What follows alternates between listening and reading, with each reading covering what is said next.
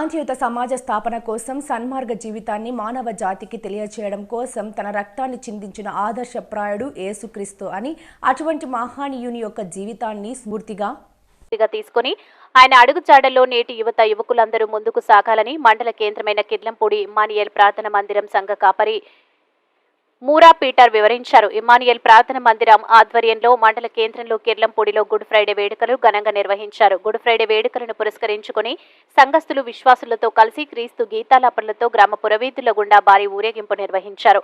స్థానిక ఏనుగు వీధి సెంటర్ కు చేరుకున్న వారంతా యేసు క్రీస్తు యొక్క గొప్పతనాన్ని ప్రజలకు వివరించారు.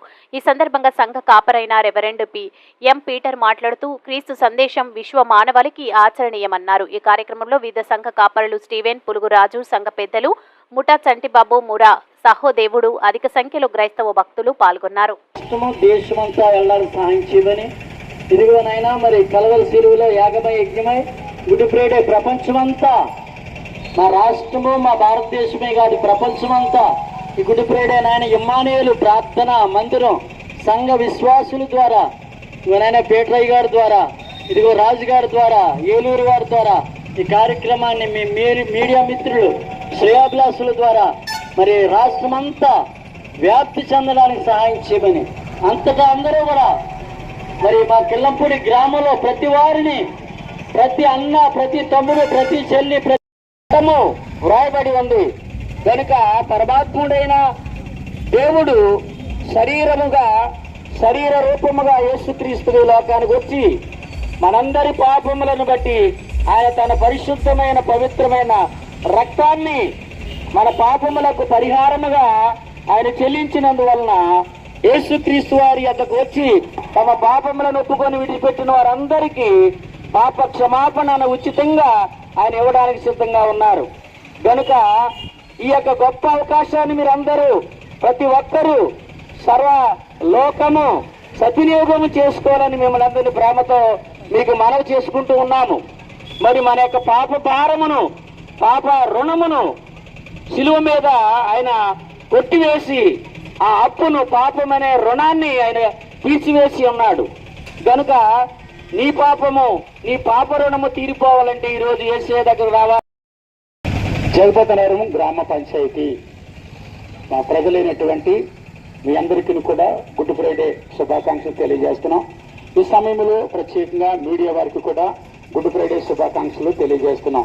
ఈ రోజును ఈ గుడ్ ఫ్రైడే సందర్భంగా యేసుక్రీస్తు ప్రభుని శిలువలో మరణించినటువంటి ఆ యేసుక్రీస్తు ప్రభుని ఈ గుడ్ ఫ్రైడే సందర్భంగా ఆ రక్షణను మీ ముందుకు తీసుకురావాలని మేము ప్రయాసపడుతున్నాం. ఎందుకంటే ప్రియమైన వల్లరా యేసుక్రీస్తు ప్రభు వారు చనిపోయినది ఒక జాతి కోసమో, ఒక మతము కోసమో, ఒక కులము కోసమో కాదు, కానీ ఆయన సమస్త మానవాళి యొక్క రక్షణార్థమై ఆయన ప్రాణం పెట్టినట్లుగా లేఖనాలు తెలియచేయబడుతున్నాయి. ఎందుకంటే పాపోహం పాప కర్మ పాపాత్మ పాప సంభవం త్రాయమం కృపాదేవ అన్యద శరణనాస్తి.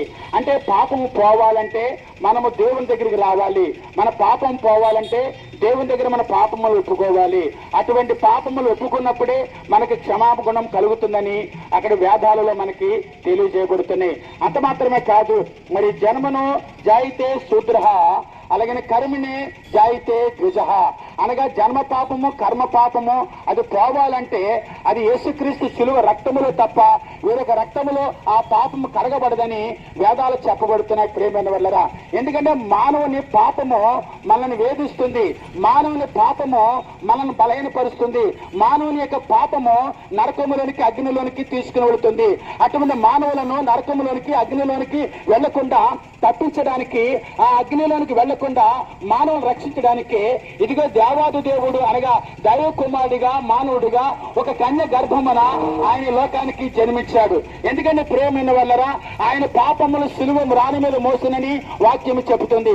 అంత మాత్రమే కాదు, మన పాపములను ఆయన శిలువ మ్రాని మీద పాపములను అనగా మేకులకు కొట్టి మన పాపములను రుణములను ఆయన విడుదల చేసినట్లుగా లేఖనాలు తెలియచేయబడుతున్నాయి. అంత మాత్రమే కాదు ప్రేమైన వల్లరా సర్వ పాప పరిహారో రక్త ప్రోక్షణం ఆవశ్యకం తద్ రక్తం పరమాత్మేన పుణ్యదాన బలియాగము అనగా ప్రజాపతి దవ్యప్యానం యజ్ఞ యథా కృతవ అనగా సృష్టికర్త అయినటువంటి దేవాది దేవుడు ఒక మానవుడిగా నరుడిగా నరవతరిగా ఈ లోకానికి వచ్చి మానవుల కొరకు ఎవరైతే యజ్ఞ పశువుగా యజ్ఞ బలియాగముగా ఎవరైతే ఈ లోకంలో చనిపోతారో వారు చనిపోయిన రక్తము ద్వారానే మానవులకు విడుదల కలుగుతుందని పాప క్షమాపణ కలుగుతుందని తద్వారా ప్రజలు పరలోకములోనికి అనగా స్వర్గములోనికి వెళతారని మనకి లేఖనాలు తెలియజేయబడుతున్నాయి. ఎందుకంటే మన యొక్క సనాతన ధర్మములో ప్రేమైన వల్ల కర్మ సిద్ధాంతం ఉంది.